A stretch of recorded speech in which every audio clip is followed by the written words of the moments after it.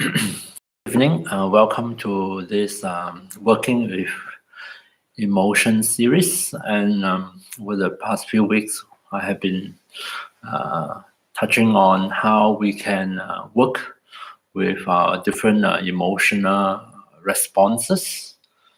And so emotions are complex kind of reactions involve there is a physical component to our emotions, and there's also a mental components.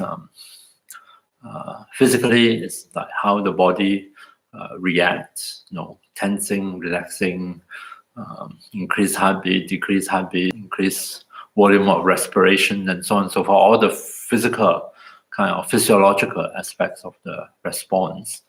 And mentally, is the kind of thinking, what the mind is preoccupied with, the kind of thoughts, the thought process that flows through the mind. And of course, there is also there is the so-called feeling components. Some emotional responses feel pleasant and nice. Others feel unpleasant and disturbing, and so on and so forth. Yeah. But of course, from a Buddhist background context, we don't actually judge our emotional response good because it feels pleasant and bad because it feels unpleasant. Pleasantness and unpleasantness are one aspect of our emotional response, but more important than whether we feel nice or not nice is what is the outcome of our emotional responses, especially when we express it physically through our behavior or verbally through speech or even writing these days, And also, what sort of even when we express it in terms of our thinking, as we become preoccupied with certain things, we think together with that kind of emotions. Yeah. So what is the outcome? Is it something appropriate, helpful? Or is it something destructive? And also, we also need to evaluate a bit whether that emotional response is factual. Is it based on truth or facts? Or is it something, quite often we react, because of certain ideas and certain images or projections, so to speak. Yeah. And so, and some of those reactions can be distorted. It's based on a distorted understanding of the situation, of the reality. So there's these various different factors go into evaluating whether our emotional responses are really helpful or not helpful. And those that are not helpful, hopefully we are able to change as we become aware of them so that we can diminish their harmful effect on ourselves as well as on our relationship with others. And so having said that, so far we have been exploring in terms of meditation, two main components. One type of meditation is mindfulness, really very important when working with emotions, to learn to be more mindful. Mindful first of all of our own emotions, our feelings, because that allows us to be in touch with our own inner reality, how things are really affecting ourselves, and then also to evaluate whether the way we respond, is it helpful or not. And then later, when we are better at it, then we can also become more mindful of others' emotions. Others, of course, we can't feel the way they feel, but we can be mindful of the various different way they express their emotions or not express their emotions. The absence of expression sometimes can tell us just as much as the actual expression itself. Yeah.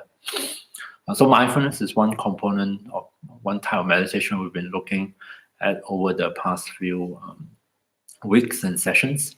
And the other aspect of it is the cultivation of heartfelt qualities, really positive, constructive, heartfelt qualities, such as loving kindness. And previously we touched on appreciative joy. And today we're going to look at yet another one. Yeah. So let's talk about mindfulness. And since this is live streaming, those of you, if you have some comments, if you have some questions, you're most welcome to post them on the live chat and to attend to them. Yeah. Otherwise, I'm pretty good at this monologuing and sort of rambling on and on. As far as mindfulness is concerned, I have introduced this this way of practicing and cultivating mindfulness using this acronym called RAIN, RAIN, which personally I find quite helpful. It's very modern. I think it's only invented or by an American Vipassana teacher, probably in the 80s. I think I'm guessing it's around that time. So it's not so long ago. But it makes the whole practice of mindfulness so much easier. Of course, no, it doesn't encompass every single aspect of mindfulness, but it gives us a handle to start to work with and cultivate this quality of mindfulness by breaking it down into 4 aspects of it and drawing our attention to these 4 different aspects of mindfulness. So R stands for recognition. So there's a very crucial function of when we cultivate mindful awareness. We learn to recognize what is happening. Of course, we can recognize what is happening outside, but more importantly, what is going on inside of us.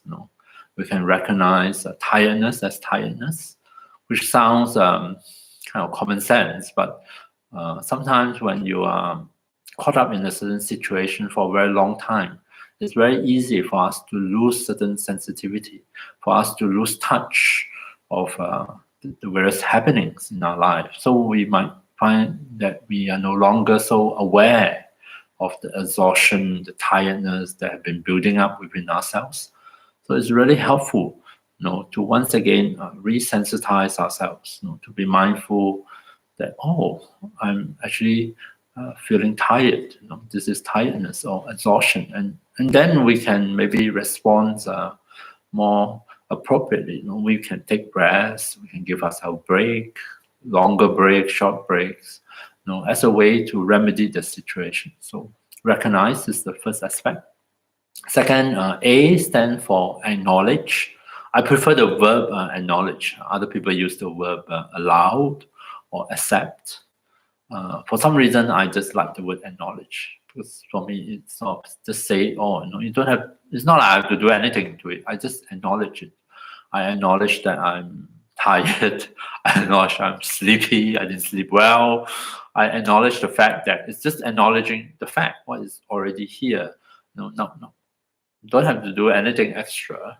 I just acknowledge that I'm upset. I'm pissed off. I acknowledge that I have strong craving for something, longing for something.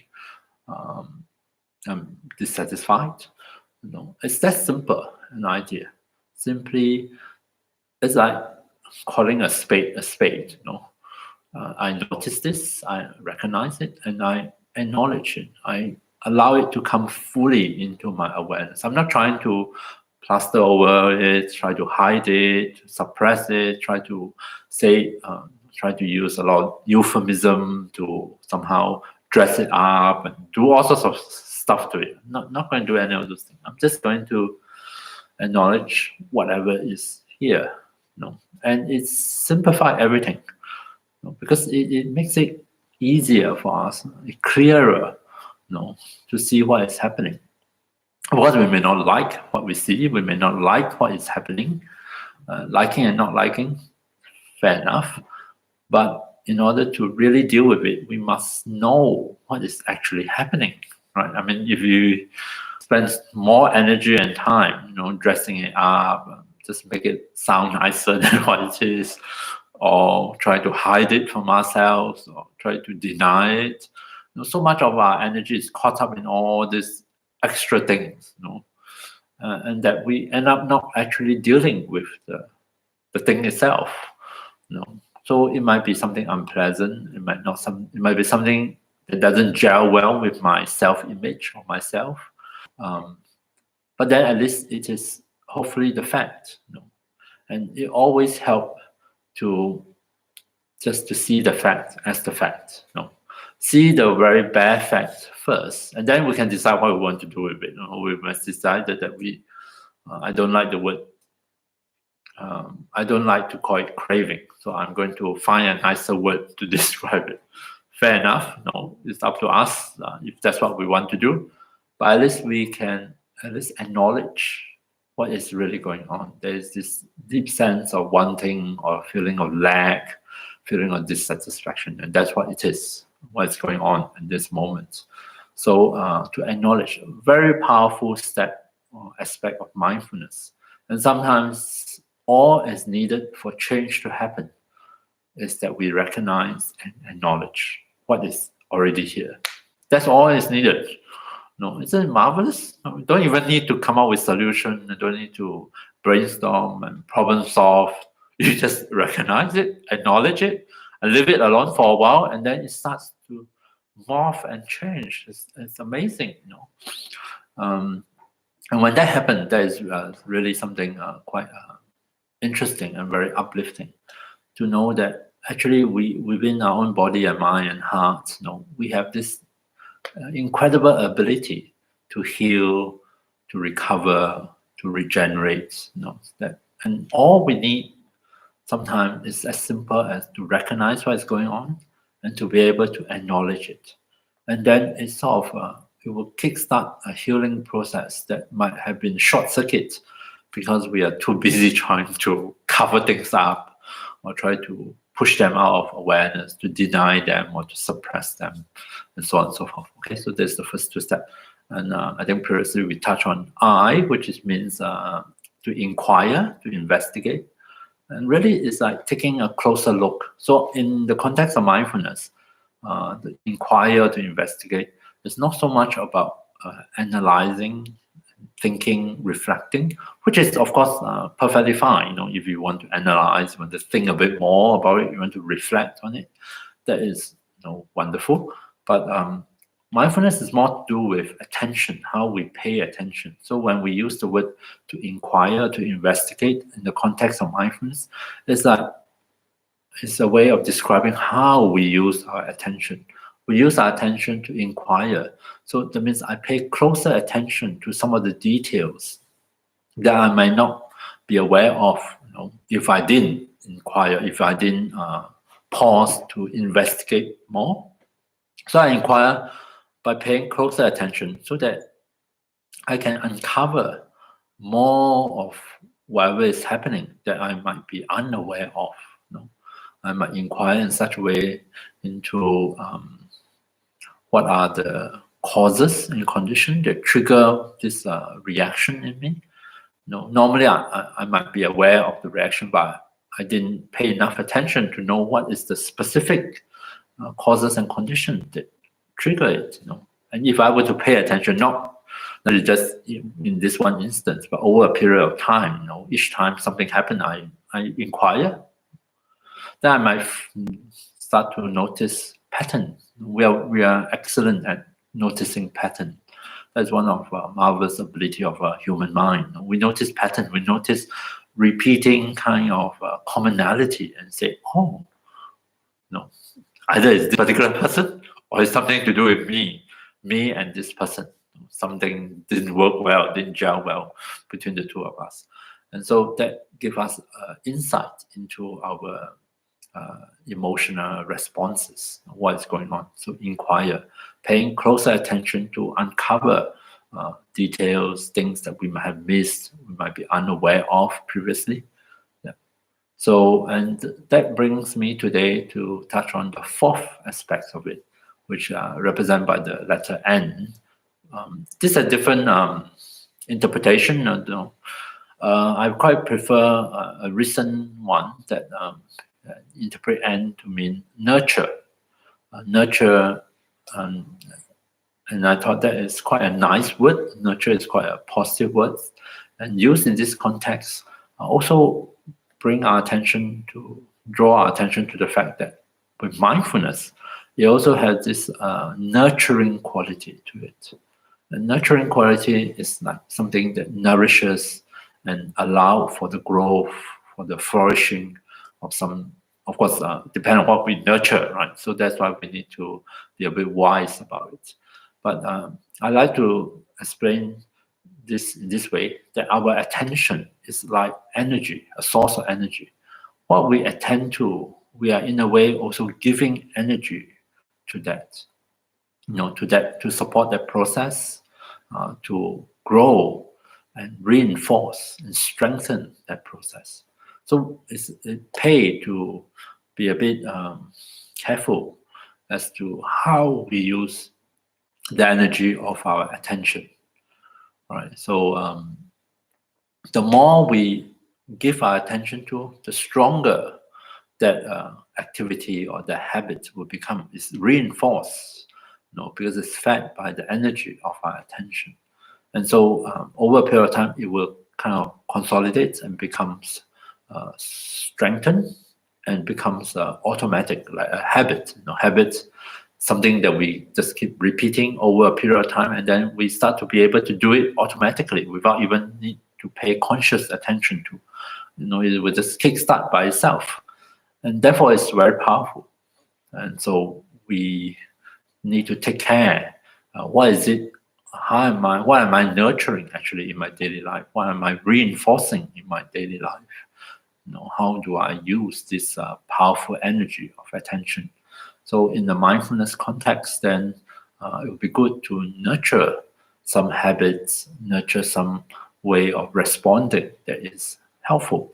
Right. So mindfulness itself is, so it can feedback on itself. The more mindful we are, that means the more we attend to, we use our attention in this particular way, to sort of feedback on itself. Then it reinforces itself, it promotes itself, it strengthens the habit of mindfulness, so that eventually we may find that not only are we mindful when we meditate, but outside of meditation, spontaneously, similar quality of mindful attention is activated, and we become aware of our inner reactions, aware of what is happening outside of us, other people's reactions. We become more in tune and aware of that. And this is a very observable effect of the nurturing quality of mindfulness, that it actually nurtures itself, so to speak.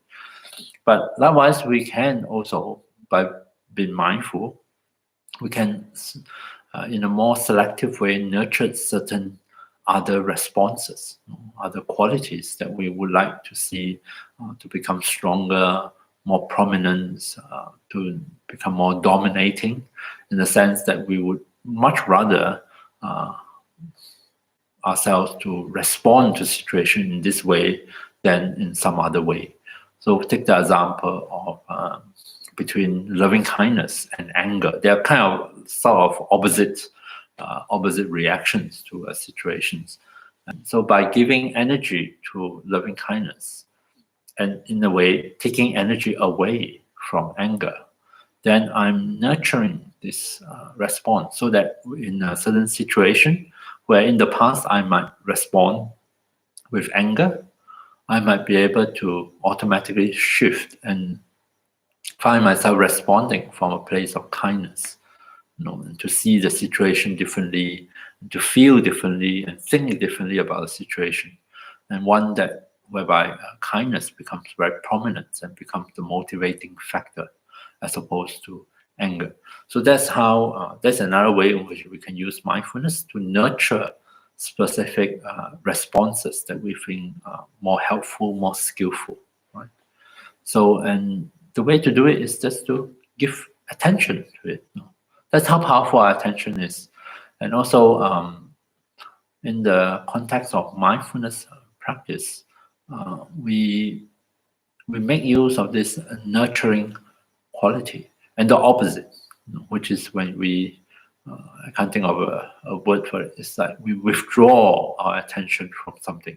So in a way, we are actually the Buddha used the verb to feed, and of course the opposite of feeding is starving. So when we give the energy or attention to some habits or some sets of responses, we are feeding them. We are giving energy, allowing it to grow, to become stronger, to be reinforced. So we must ask ourselves, what am I been feeding lately in relation to my own different sets of responses to life, to situation. And conversely, what we neglect, or what we stop paying attention to, or we withdraw our attention from it, we are in a way starving that habit, starving that set of response. Sounds very graphic, right? I think the Buddha has a particular way with words. It sort of really heightened this whole thing that we are doing. It's a feeding and starving.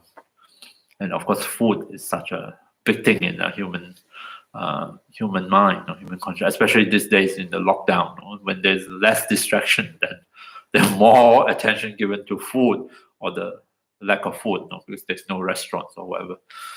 So to starve is to deprive an old habit of the energy it needs to sustain itself, to keep it going, to repair itself, reinforce itself, by withdrawing that energy, taking it out, without having to do anything about it. We just withdraw the attention from the habit.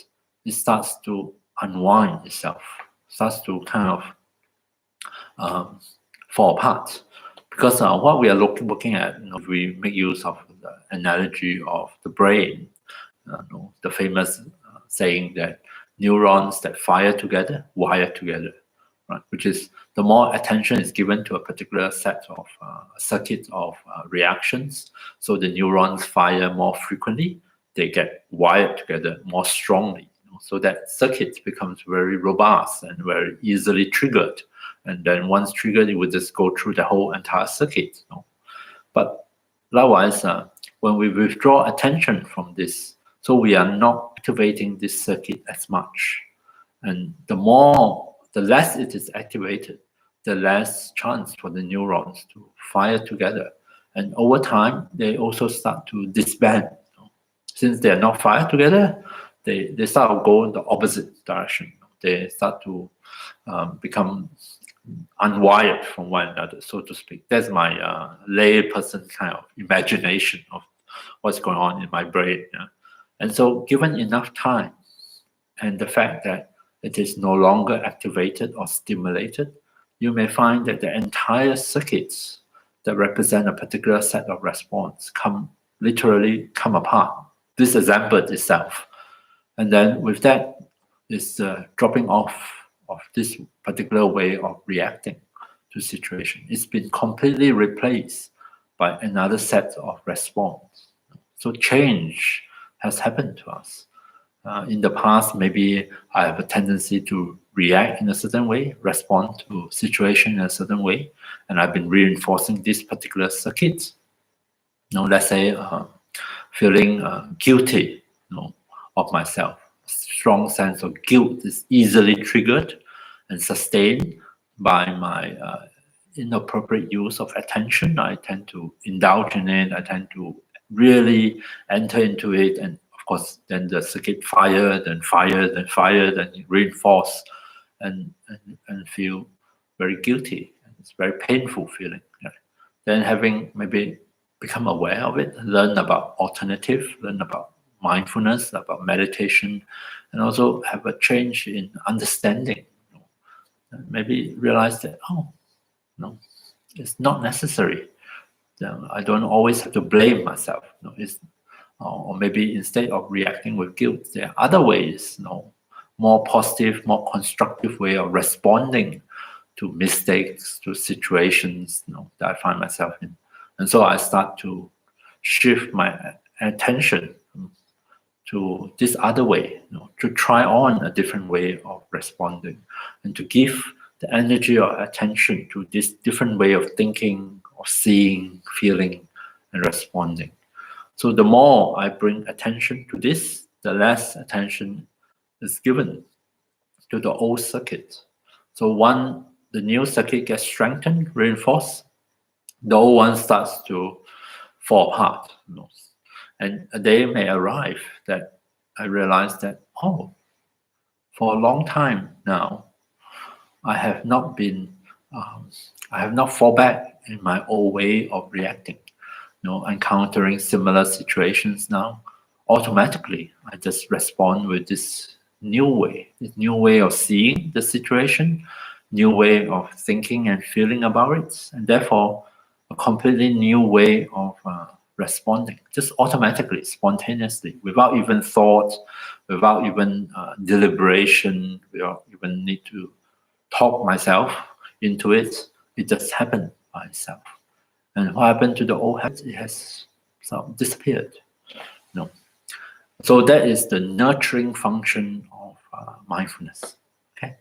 So today I thought the first meditation we can do together, we can try out this nurturing function, which is really about how or where we place our attention. So one of the most common experiences people have in meditation is thinking. And we have a very set kind of reaction towards thinking in meditation. Usually people dislike their thinking in meditation. They're fine with thinking outside of meditation, but somehow in the meditation, thinking becomes something really terrible, and I'm doing it terribly. My meditation is a failure. I'm so frustrated with myself. I cannot meditate because I can't stop thinking. So thinking, just good old thinking. There's no difference whether we are in meditation.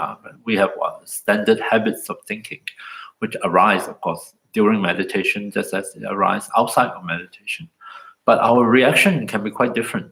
And that reaction, quite often with anger, with upset, manifests in a kind of struggle, tense up, we get very tense, we get very frustrated, we struggle and we want to stop thinking. Yeah. So this set of reaction, which of course is reinforced if each time we react in the same way, we give our attention to it in the same way when we notice that we are thinking in meditation. So today, let's try to nurture something a bit different. It's a bit tricky, but at least we should try, since after all, no matter how frustrated you are with yourself, with your meditation, it doesn't seem to improve your meditation experience, at least not that I know of. In my own experience and listening to others, you only make things worse. Right? You feel bad about your meditation. You feel unhappy. You feel even more angrier. No. So let's try something else. Let's try to nurture a different response to thinking in meditation. First and foremost, it's very important to normalize it. To tell yourself it's perfectly normal to find myself thinking about past, thinking of future, daydreaming, telling stories, keeping up an inner commentary. May not be so pleasant, but it's quite normal. It is what our mind is used to doing. So we ought to expect it to do similar things in meditation. So the first thing is called normalization. Tell yourself there's nothing wrong with my meditation. My mind is behaving in its usual way, right? So that is very important. So not to get extra upset about it when we notice it. Just acknowledge it, recognize, acknowledge as part of mindfulness. Acknowledge that, oh, here I go again, I'm thinking. Good old thinking or good old daydreaming. I've been daydreaming most of my life. I've been daydreaming for hours on end. Why not? It's still daydreaming in meditation. Yeah. So we acknowledge it, we recognize, we acknowledge it, and then we try to maybe find a different way to respond to it. And this way is with a quality of compassion towards ourselves, a kind of understanding and compassion towards ourselves. Say, oh, poor thing, Wai Chong, here you go again. Same old habits, same old way of reacting, or responding, which is daydream, escape from reality. Yeah. So be a bit more compassionate towards ourselves, towards our own habits, not to beat ourselves up, not to feel guilty, not to feel angry. Try on a more compassionate attitude, and we nurture a different way to respond to this. Right? And we have probably done it, but I'm not quite in this context like this. But it's to say that tell ourselves it doesn't matter. If I notice that I'm caught up in thinking, I caught in thoughts, maybe for 1 second, maybe for 1 hour, for the bulk of the meditation, it doesn't matter. we respond in the same way. When we notice that we are thinking during meditation, we can tell ourselves or remind ourselves, all we need to do is release. We release our attention from the thought. We take that attention, like unplug our attention from the thought and plug our attention back onto whatever it is we are meditating. Let's say the breath. We just plug it back in. Shift the attention back onto the breath. Rest the attention, come back to the breath. That's all we need to do. And so we are going to nurture this response. Right? We are not going to nurture the other response of feeling more angry and thinking even more, beating ourselves up, and so on and so forth. We're not going to nurture that. We're going to nurture this. Recognize that I'm thinking, unplug my attention from the thought and plug it back to attention, to the breath. Okay, so let's do a meditation and try to nurture this alternate way of responding to thoughts during meditation and see what happens. Okay. So I invite you to settle your body in a suitable meditation posture, sitting on a chair, sitting on the floor in an upright position. Also, you can most welcome to lie down, lie on your back, or lie on the floor, maybe on a yoga mat or a thick rug. You can lie on the bed if your bed is sufficiently firm. It's good to have a firm surface to provide a greater sense of support for your body, be it sitting or lying down. We want to really let the body feel that it is well supported in the posture. So let's do that, and I'll ring this bell to signal the beginning of this meditation.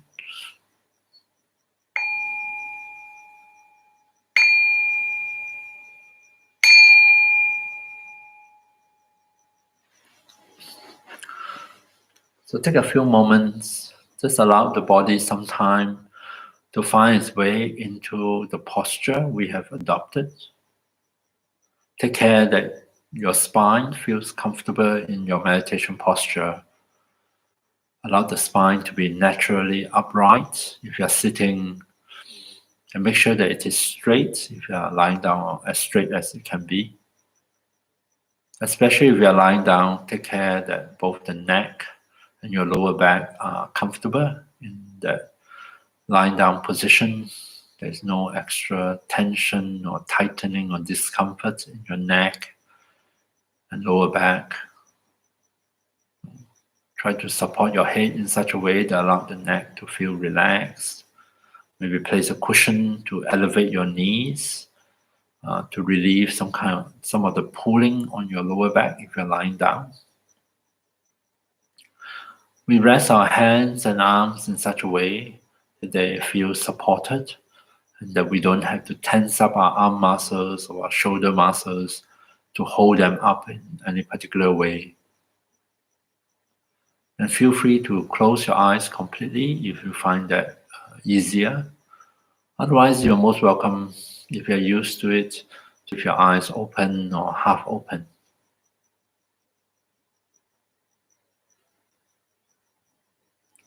Allow your body to feel in this posture that it is resting on a very solid, firm, and stable support, and that your entire body is well supported, well balanced, and safe in this posture. This really helps to promote a natural process of unwinding.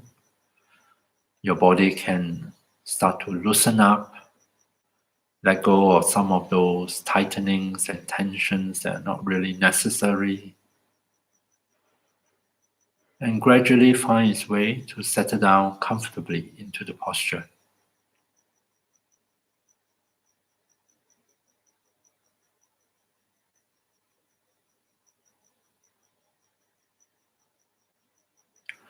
And then we're going to spend a good few minutes at the beginning of meditation just to help body and mind to shift gears, to make that transition, leaving aside whatever might be bothering them or disturbing them, so that they can start to settle into the meditative state.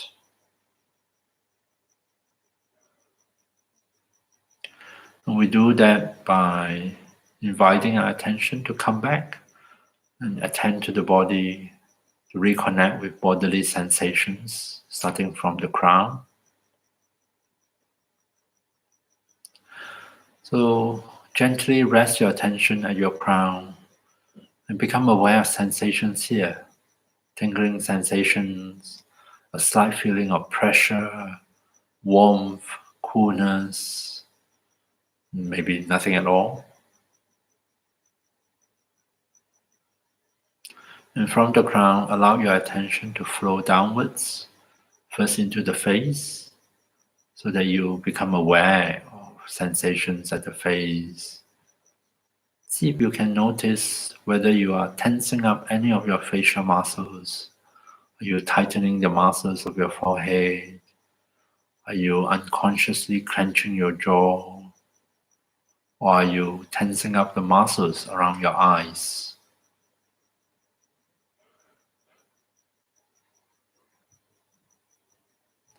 And as you attend to the sensations at your own face, see if you can gently relax those muscles of the face. Try to invite in a feeling of softness into your own face, a feeling of greater ease, comfort, and relaxation.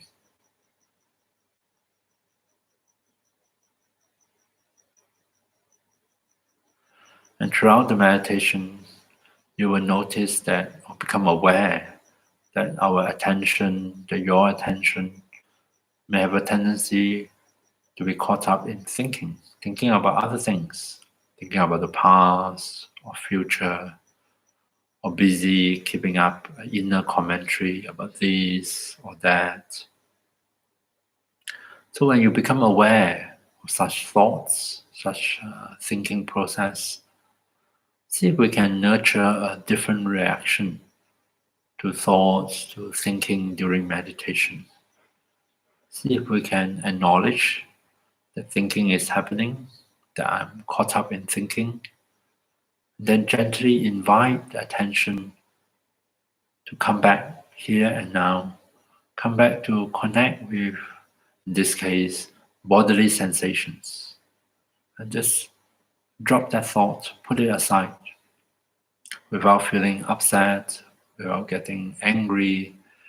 Do so with a more compassionate attitude, wishing to help ourselves to settle down, wishing to disengage from all those rumination, daydreaming, and instead return our attention first to our body and then later to the breath.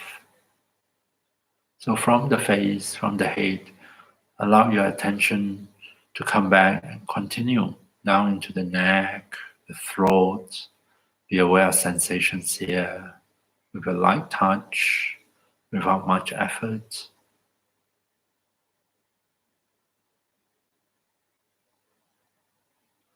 And then allow attention to flow into both shoulders so that you become aware of how your shoulders are feeling today. Acknowledge any unpleasant sensations, if there are any. Tightness, tension at the shoulders, which are quite common. And see if we can simply acknowledge them, even if we are not able to change them immediately. Acknowledge the presence of any kind of tightness, contraction, and discomfort here.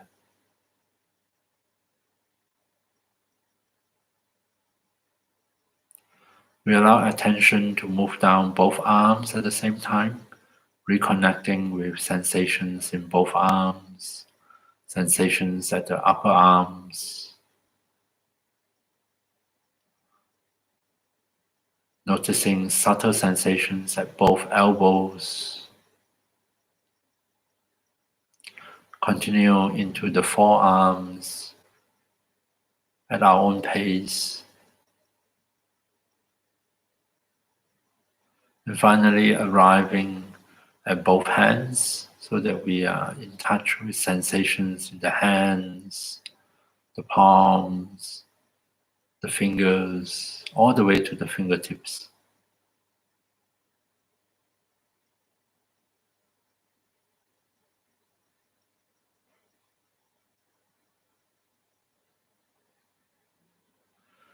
And as we nurture mindful awareness of bodily sensations, in this case, sensations of both arms, see if we can give permission and allow both arms to rest comfortably on their support.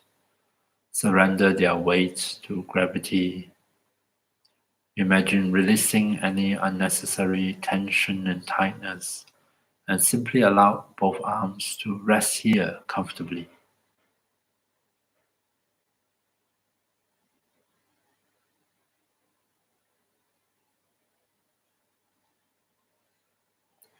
We invite our attention to come back to the body, now to the chest area, so that we can tune in and be aware of sensations here at the chest.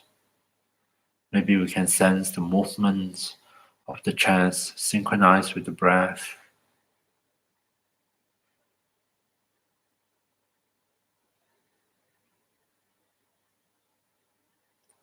Maybe we can also sense the beating of our own heart.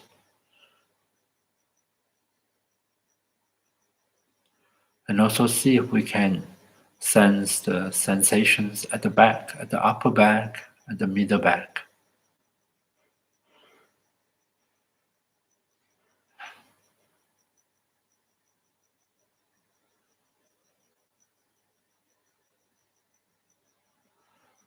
And then we allow attention to come back and proceed down to the abdomen so that we become aware of sensations here at the belly, sensations at the skin, sensations in the muscles.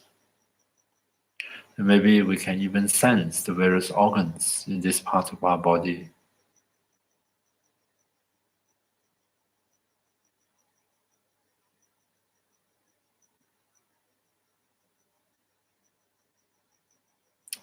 And also become aware of sensations at our lower back.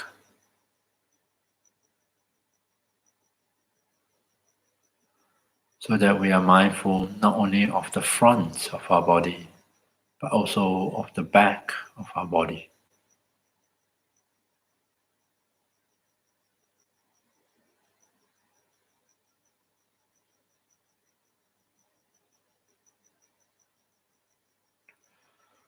We allow attention to come back and gather at the pelvis, the pelvic region, so that we can tune in and be aware of sensations at the pelvis, where powerful muscles gathered. We can sense into those muscles, into the various organs here, and really allow ourselves to feel the weight of the pelvis resting on the seat, on the chair, on the ground, or wherever support it may be.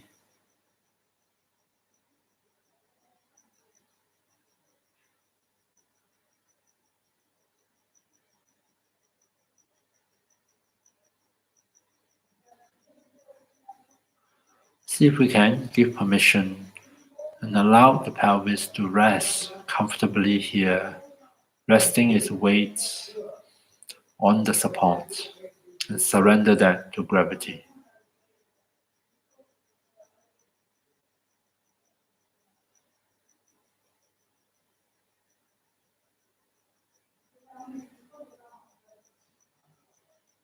And next we invite our attention to come back here, to move down both legs at the same time, starting from the hips. Notice, be aware of sensations moving towards the knees,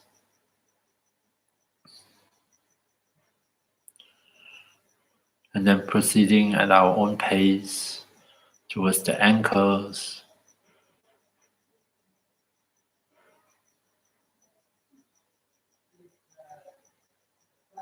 and finally arriving in both feet. Really allow ourselves to be aware, to be in touch with sensations in both legs, and see if we can gently rest the weight of both legs comfortably on the floor, whatever support they may be on.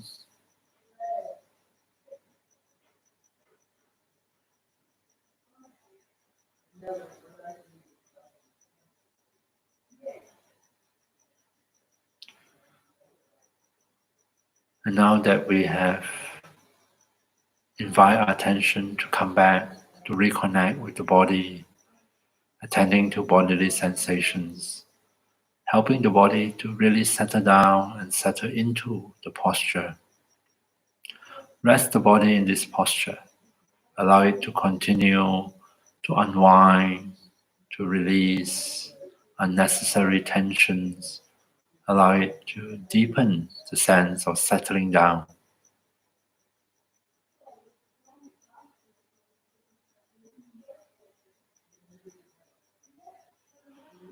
Invite our attention to come back here and now and allow it to rest on the sensations of the breath so that we are aware of the in-breath and the out-breath.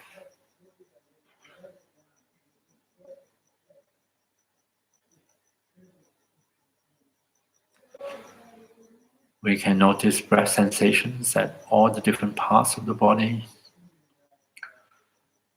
and without the need to focus on one particular spot, see if you can make all these changing sensations of the breath the resting place for our attention.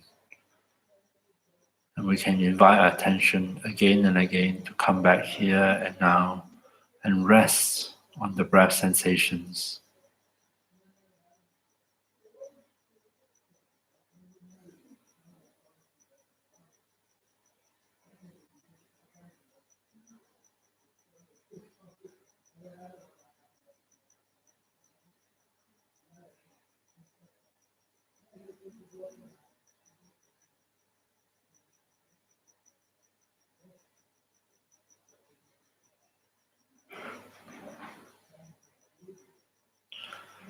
Each time, if we notice our attention has wandered off elsewhere, maybe caught up in thinking about something else, see if we can respond differently without feeling upset, without feeling frustrated. Just think that this is totally normal. It's normal for our mind to be involved in thinking, for our attention to be drawn away. All we need to do is to recognize it, acknowledge it, and then nurture something different. Invite our attention to put aside the thoughts, to come back here and now, and to reconnect with the breath sensations.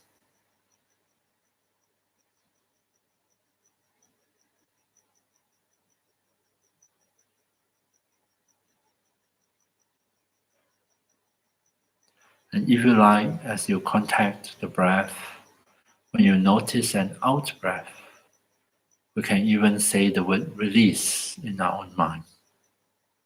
Breathing out while we are aware of the out breath, we can deepen the sense of release. We can continue to release unnecessary tension in the body. We can release the words, the images, the memories, the fantasies from the mind.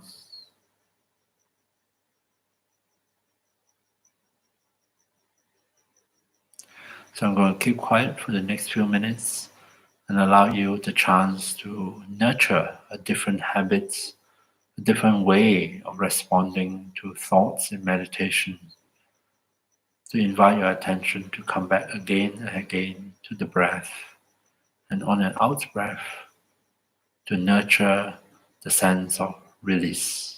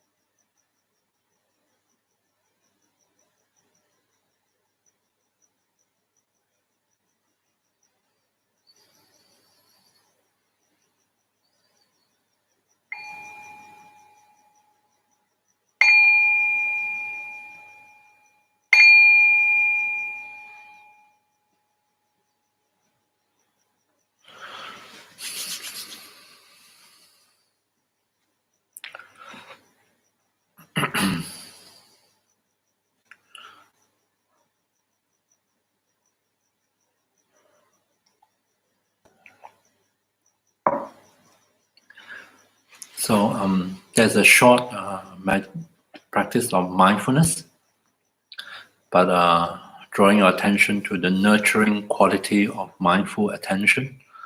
So from now on, you can also, it's open to how we interpret and understand what we're doing in meditation.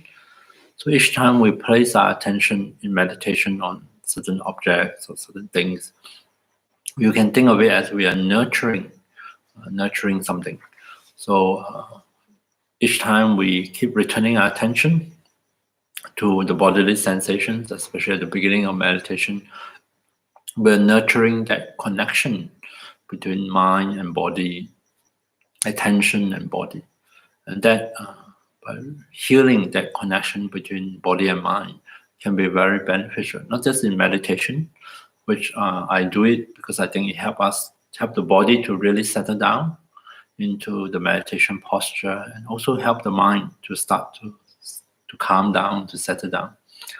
But from another perspective, it's really helpful to heal this connection between body and mind, so that we are aware of the various changes that is going on in the body, the various responses, the bodily responses to different situations we find ourselves in. This is a valuable source of information that can help us gauge the situation differently and help us to find a more appropriate or helpful way to respond. Yeah. And so working with, by the way, before I go on and on, since there is this live chat, and if you have some questions or comments, you're most welcome to post them on the chat, and I will attend to them. Yeah, because I recognize these days that I'm getting more used to talking in front of the camera. I just let myself go. Anyway, this big hall that I'm now sitting in is completely empty of anybody else except myself. And so different emotional responses. So far, I have been approaching it in a very generic way. I talk about nurturing the quality of mindfulness, so that not specific as to be mindful of what type of emotions or what type of reaction, but just in general, inviting ourselves to just be more attentive to what's going on in our life, what kind of reactions or emotions arise more frequently or in specific situation we find ourselves in. So mindfulness become very helpful as a tool, as a skill to develop, because we are also different, right? I mean, some of us may be more prone to one way of one set of emotions and others to another. But nonetheless, the mindfulness is equally useful for all of us, because it simply allows us to be more in touch with how we are feeling and how we are reacting to different situations. Yeah. And usually the second part of the session, I like to highlight a particular kind of, you can call them emotional responses or certain quality of the heart. And this is really about nurturing those qualities. So we have touched on loving kindness or kindness, and nurturing kindness as a way for the heart to respond to what is going on in our life. And also previously I touched on appreciative joy, appreciation and joyfulness, and to have this attitude or quality of rejoicing, coming forth heartfelt, rejoicing in situations and things that we are aware of or we notice outside of ourselves or within ourselves, and to be able to find or be in touch with this feeling of joy, feeling happy for ourselves or for others, be it over certain experiences of happiness or certain good fortune in our life that we are enjoying or we have enjoyed. And so today I want to touch on briefly and start this process of nurturing yet another of this heartfelt response, which is what I mentioned earlier, is compassion. Compassion is a very powerful quality of the human heart. And although it is a little bit more challenging compared to kindness and joy, because in order for us to invoke a compassionate response, compassion is actually our heartfelt response to unpleasant stuff, to pain, to suffering, to distress, to loss. So it does require us to be in touch with unpleasant feelings, unpleasant things. Yeah, I mean, if it's pleasant, why would you feel compassion towards it, isn't it? So it is our kind of natural response to suffering, to pain. But although it requires us to be in touch or to notice, it could be our own suffering, our own pain, or someone else. Compassion itself is not necessarily unpleasant. Yeah, it's a bit hard to describe how you feel when compassion arises, because sometimes it's a bit because we are more preoccupied with whoever it is that is in pain, because that's where compassion goes towards. And so sometimes it's a bit hard to figure out, when I'm feeling compassionate, is it a pleasant experience or unpleasant experience or what? I'm not quite sure. I think there are different possibilities. Yeah, but nonetheless, in itself, compassion is not suffering. It is our response to suffering. It's important to differentiate between these two, because otherwise people may find that we rather not go anywhere near, don't go anywhere near suffering or go anywhere near compassion, because we feel that it's also something distressing or suffering. And in fact, in modern world, we have a phrase like compassion fatigue, because people feel overwhelmed in their reaction to suffering, and almost as if we feel that even our compassion is in short supply. Yeah. But I think we can see the whole situation a bit differently. Maybe if we see differently, we may able to avoid this whole issue of compassion fatigue if we understand compassion a bit differently. Yeah. Compassion is it's just a very instinctive, natural way in which we respond to suffering and pain, be it of ourselves, of others. And it's just expressed in a very simple way. It's just this intention, this wish, may I or others be free from suffering and the causes of suffering. Is that almost reflex kind of reaction when we are aware of pain or suffering. We just want ourselves, others, to be free from it. So in and of itself, it's not necessarily unpleasant, and in and of itself, in fact, it is a very wise and appropriate way of responding to pain and suffering. Especially if you contrast with other ways we might react. We have other emotional reactions to suffering. Sometimes we get angry. Like I get angry with myself for experiencing pain. It's almost like I feel that I have done something wrong. Otherwise, I shouldn't be in pain. I should feel perfectly fine. And so I get angry at myself. Of course, if you think about it, it's a sort of a silly response, because it doesn't really help the situation. I'm still in pain. And on top of it, I'm adding additional suffering, because the anger itself is not pleasant. Yeah. So to get angry at my own experience of suffering and pain, is less of a wise response. But it happens. Yeah. So we get angry, we can get depressed. Sometimes we can feel very down as an emotional feeling, feeling a bit helpless or hopeless or despair, depressed over suffering, which is also very natural, but less helpful, because the energy that we can use to deal with the pain and suffering, or to do something about it, is all entangled up in all the thoughts and feeling of despair, of hopelessness or depression. Yeah. So it's very kind of become entangled, in feeling. I can say for myself, feeling sorry for myself. Yeah.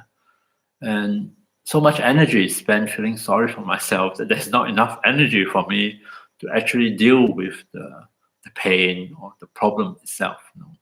And so I personally find that I do, on occasion, on many occasions, feel sorry for myself, self-pity, as it says.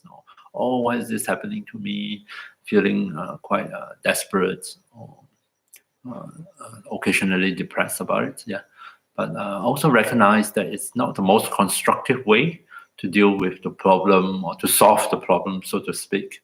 Although it happens naturally, it's not that I have control over it, but it is less of something that I would want to nurture or reinforce, because it really compounds the suffering. It compounds the problem. It didn't solve the problem. It compound, escalate the problem. So, given choice, I would really like to shift the energy of attention away from such feelings and such reaction of self-pity, of despair and hopelessness, and move it to something more helpful and more effective, actually. Yeah. So, and among the different possible way of responding to pain and suffering is, of course, compassion. Because compassion, at least in my own experience, does not have this quality associated with anger, associated with self-pity, with hopelessness. No, it seems to live. Not only does it address and acknowledge the pain and suffering, but it leaves enough energy of attention available for me to seek a solution, to find a way out. And even if I cannot immediately free myself from that pain or the suffering or that problem, it maintains a kind of hopefulness, that maybe in the future I can do it. So that it sort of, in a way, it liberates my energy of attention from anger. It's sort of free it from anger, free it from despair, and channel it in a more constructive way towards solution, towards dealing with the problem, while at the same time acknowledge the pain, acknowledge the suffering, acknowledge that things are been really hard and difficult for myself, right? In the case of my own suffering. Yeah. So I find it's such a wonderful, so much more wonderful way of responding to unpleasant feelings and to pain and difficulties. Yeah. And likewise with others as well. If we learn how to respond with compassion, and mind you, sometimes we may think that we are responding with compassion, but actually there are other emotions mingled in it. And again, some of those emotions is tied with our self-image. Maybe I'm too obsessed with looking compassionate for me to be actually compassionate. Because compassion for someone else is more concerned with that person's plight and that person's experiences. It's less sort of self-aware or self-conscious about it. Yeah. But nonetheless, I don't have that much time, at least today, to explore the different nuances of compassion. But I would really, at least this session, to start, just look at how we can get in touch with our natural compassion and try to bring forth and nurture that compassionate response, first towards ourselves.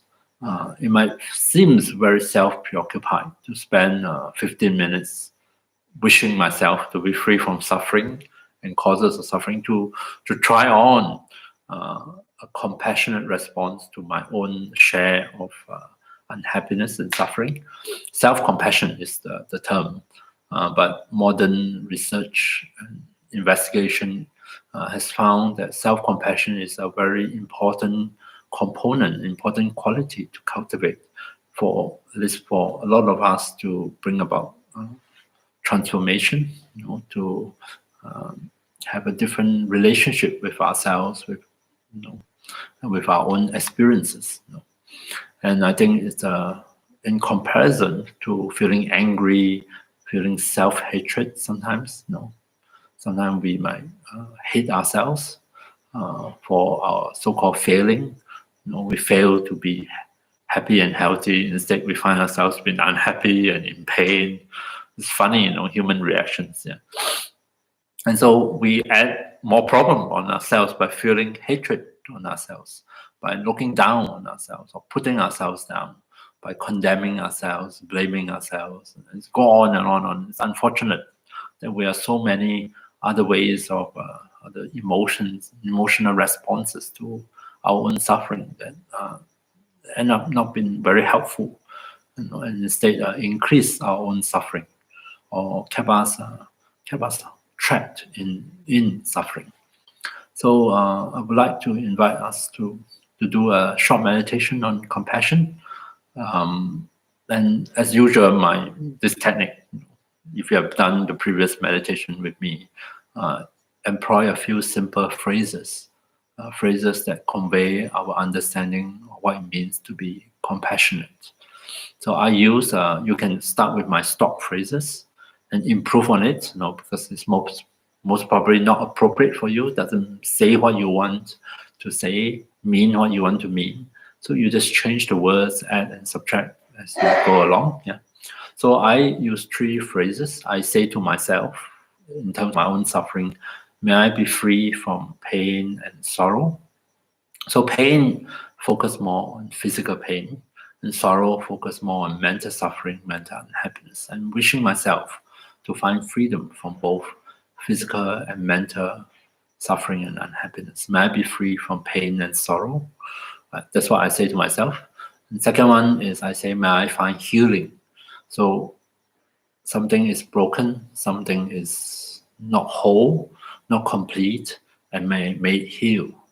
May I find healing. And our body is marvelous in its ability to heal itself. Yeah, and so we are invoking that natural ability to heal, to get over pain, to recover from it, to be whole again, to feel well and happy. May I find healing. And the last one is, may I find peace. And there are many occasions where things cannot be remedied, cannot be put back together, at least because things have changed, has moved on. And nonetheless, may I still, even in those situations, find peace, to be at peace with whatever it is, to not be disturbed by it, to not be agonized over it, and instead to come to a state of balance, a state of peace, to be able to relate to it differently. Yeah. So may I find peace. So may I be free from pain and sorrow. May I find healing. May I find peace. The compassionate phrases that I say to myself, trying on a compassionate response to my own share of suffering. So we're going to do that in the last 15 minutes to just try and see whether we can nurture a compassionate response within ourselves. So I invite you to once again just settle in a meditation posture, and I'm going to ring the bell to signal the start of this short meditation.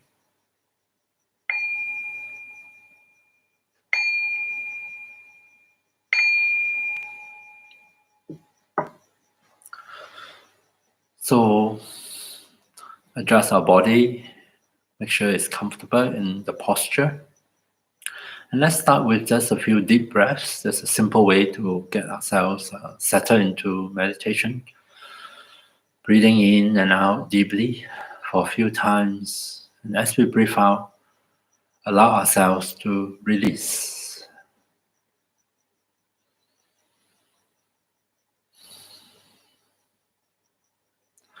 Allow the breath to settle back to its natural rhythm. And we take a few minutes at the beginning of this meditation, resting our attention on the natural breath. And see if we can facilitate a process of release. Breathing out, we remind our body and our mind that they can release. They can release tension, tightness that are unnecessary. They can release the different thoughts, words, and images that pop into the mind that may not be related to the meditation. Maybe some of them can just flow away with the breath.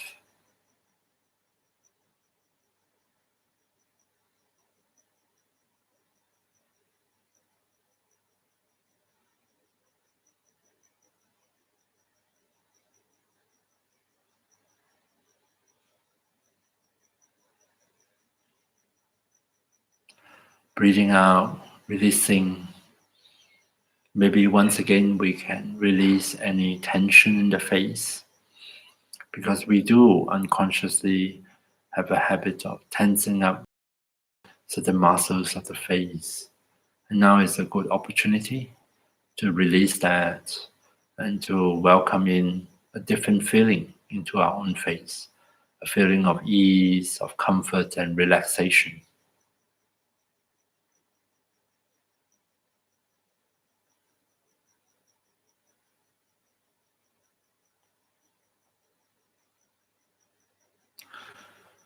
And then putting aside the breath for now, let's practice nurturing a compassionate response from the heart towards our share of challenges in life, difficulties, unhappiness, or even pain.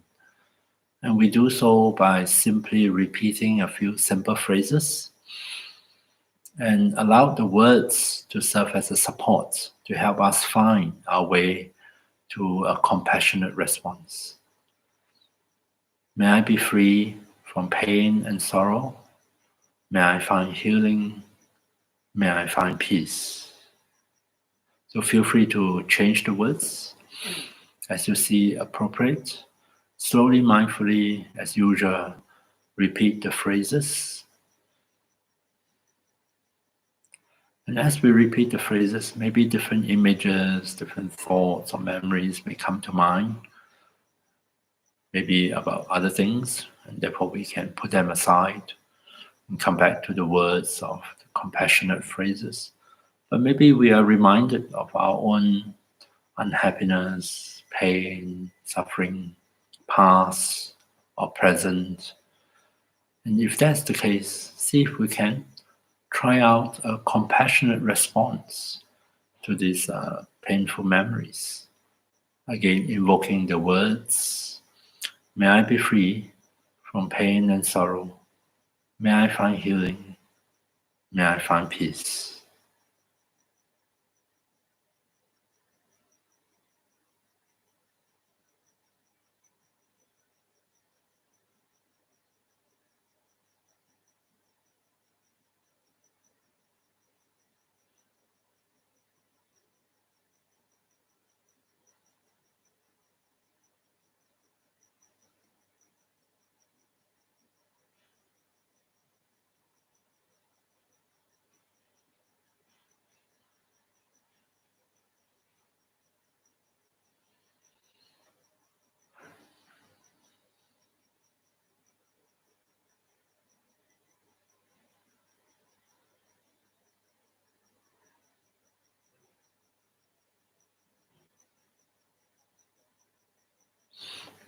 So coming back to the words, the phrases, if we find ourselves getting distracted without being upset, we practice compassion.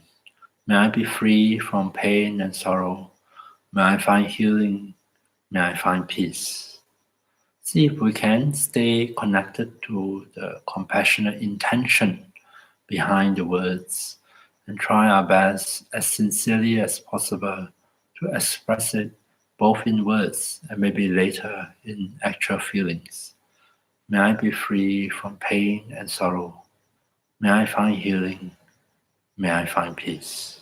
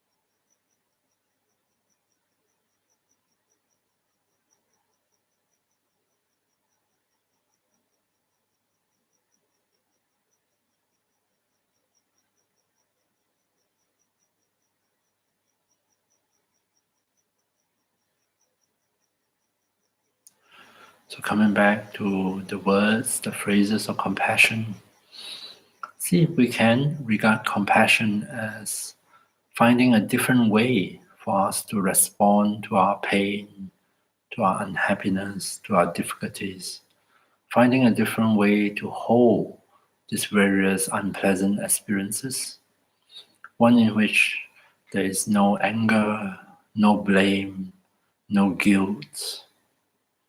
We're not beating ourselves up, we're not putting ourselves down, we're not blaming ourselves for doing the wrong thing. Instead, we try to hold ourselves along with our pain, our suffering, our misfortune, with care and concern from the bottom of our own hearts. May I be free from pain and sorrow. May I find healing. May I find peace.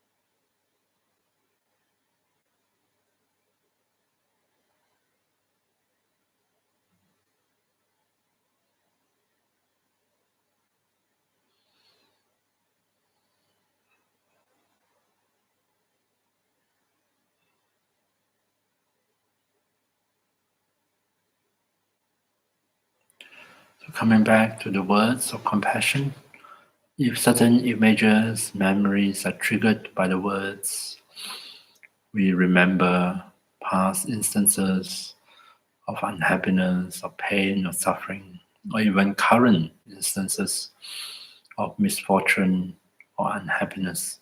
See if we can extend a compassionate hands to hold these feelings, these experiences within compassion.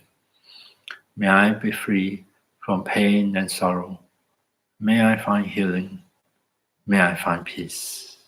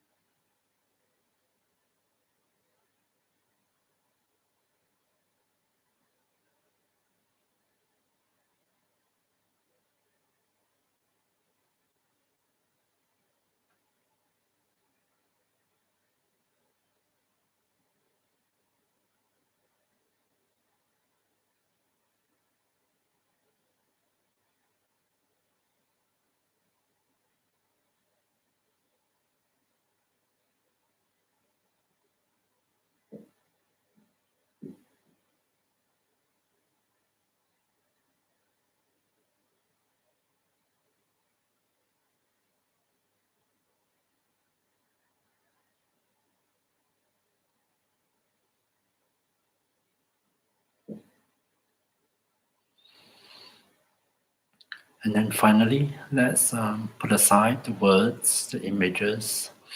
Just imagine gathering up anything positive that come out of the meditations this evening, gathering up all this positive momentum. We give it a direction, we dedicate it towards the fulfillment of our own aspirations. We may want to think that may anything good that come out of these meditations, may that goodness, may that positivity somehow stay with us. They may linger in our body and mind, help us nurture good, beneficial habits, and so that it can continue to benefit us long after the meditations are over.